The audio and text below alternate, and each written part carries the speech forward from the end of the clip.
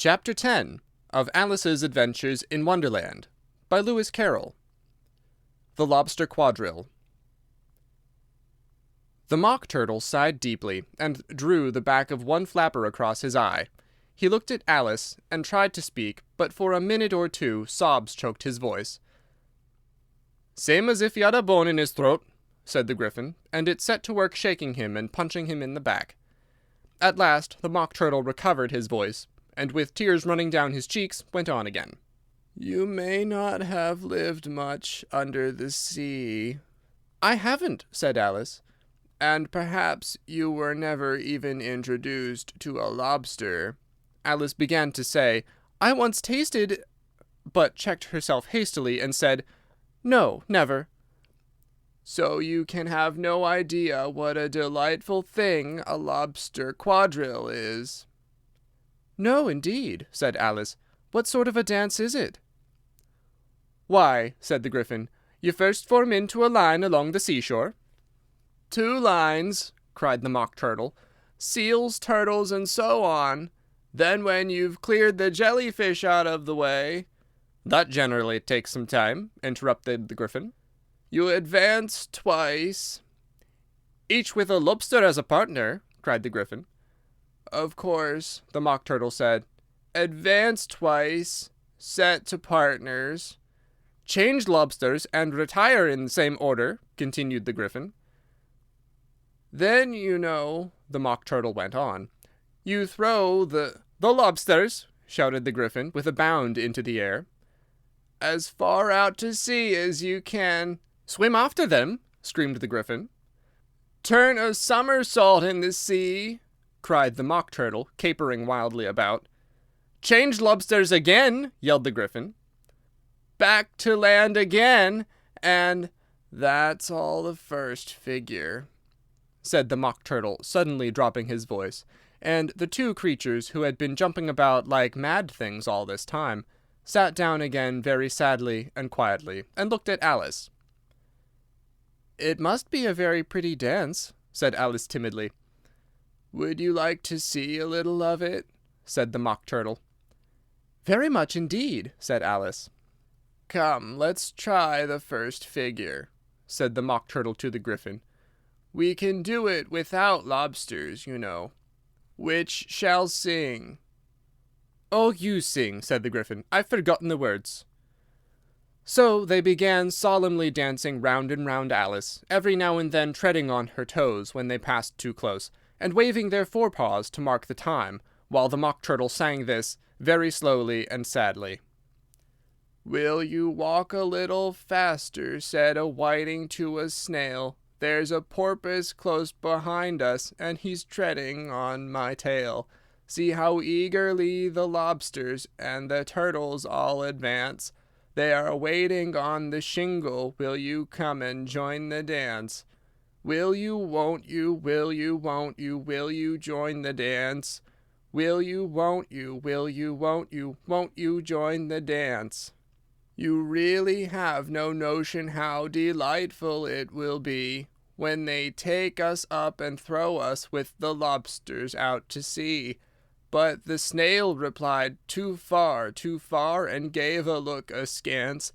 Said he thanked the whiting kindly, but he would not join the dance. Would not, could not, would not, could not, would not join the dance.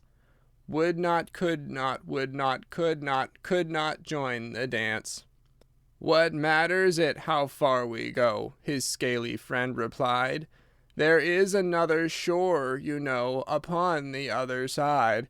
The further off from England the nearer is to France. Then turn not pale, beloved snail, but come and join the dance. Will you, won't you, will you, won't you join the dance? Will you, won't you, won't you join the dance?" "Thank you. It's a very interesting dance to watch," said Alice, feeling very glad it was over at last. "And I do so like that curious song about the whiting." "Oh, as to the whiting," said the Mock Turtle, "you've seen them, of course." "Yes," said Alice, "I've often seen them at She checked herself hastily. "I don't know where Din may be," said the Mock Turtle, "but if you've seen them so often, of course you know what they are like." "I believe so," Alice replied thoughtfully. "They have their tails in their mouths, and they're all over crumbs." "You're wrong about the crumbs," said the Mock Turtle. "Crumbs would all wash off in the sea. But they have their tails in their mouths. And the reason is—" Here the Mock Turtle yawned and shut his eyes. "Tell her about the reason and all that," he said to the Gryphon. "The reason is," said the Gryphon, "that they would go with the lobsters to the dance, so they got thrown out to sea. So they had to fall a long way. So they got their tails fast in their mouths, so they couldn't get them out again. That's all." "Thank you," said Alice. "It's very interesting. I never knew so much about a whiting before." "I can tell you more than that if you like," said the Gryphon. "Do you know why it's called a whiting?" "I never thought about it," said Alice. "Why?" "It does the boots and shoes," the Gryphon replied very solemnly. Alice was thoroughly puzzled. "Does the boots and shoes," she repeated in a wondering tone. "Why, what are your shoes done with?" said the Gryphon. "I mean, what makes them so shiny?" Alice looked down at them and considered a little before she gave her answer. "They're done with blacking, I believe." "Boots and shoes under the sea," the Gryphon went on in a deep voice, "are done with whiting. Now you know." "And what are they made of?" Alice asked in a tone of great curiosity. "Soles and eels, of course," the Gryphon replied rather impatiently. "Any shrimp could have told you that."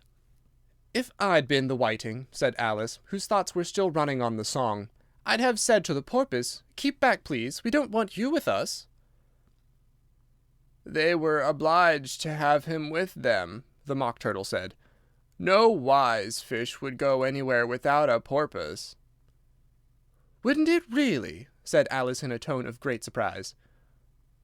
"Of course not," said the Mock Turtle. "Why, if a fish came to me and told me he was going a journey, I should say, 'With what porpoise?'" "Don't you mean purpose?" said Alice.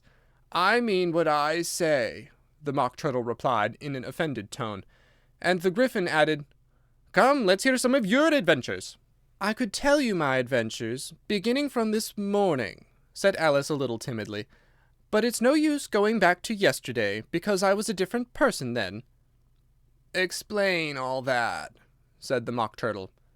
"No, no, the adventures first," said the Gryphon in an impatient tone. "Explanations take such a dreadful time." So Alice began telling them her adventures from the time when she first saw the White Rabbit. She was a little nervous about it just at first. The two creatures got so close to her, one on each side, and opened their eyes and mouths so very wide, but she gained courage as she went on. Her listeners were perfectly quiet till she got to the part about her repeating "You are old Father William" to the caterpillar, and the words all coming different, and then the Mock Turtle drew a long breath and said, "That's very curious." "It's all about as curious as it can be," said the Gryphon. "It all came different," the Mock Turtle repeated thoughtfully. "I should like to hear her repeat something now. Tell her to begin." He looked at the Gryphon as if he thought it had some kind of authority over Alice. "Stand up and repeat, ''Tis the voice of the sluggard,'" said the Gryphon. "How the creatures order one about, and make one repeat lessons," thought Alice. "I might as well be at school at once." However, she got up and began to repeat it, but her head was so full of the Lobster Quadrille that she hardly knew what she was saying, and the words came very queer indeed. "'Tis the voice of the lobster, I heard him declare, You have baked me too brown, I must sugar my hair. As a duck with its eyelids, so he with his nose Trims his belt and his buttons, and turns out his toes. When the sands are all dry, he is gay as a lark, and will talk in contemptuous tones of the shark. But when the tide rises and sharks are around, his voice has a timid and tremulous sound." "That's different from what I used to say when I was a child," said the Gryphon. "Well, I never heard it before," said the Mock Turtle, "but it sounds uncommon nonsense." Alice said nothing. She had sat down with her face in her hands, wondering if anything would ever happen in a natural way again. "I should like to have it explained," said the Mock Turtle. "She cannot explain it," hastily said the Gryphon. "Go on with the next verse." "But about his toes," the Mock Turtle persisted. "How could he turn them out with his nose, you know?" "It's the first position in dancing," Alice said, but was dreadfully puzzled by the whole thing, and longed to change the subject. "Go on with the next verse," the Gryphon repeated. "It begins, 'I passed by his garden.'"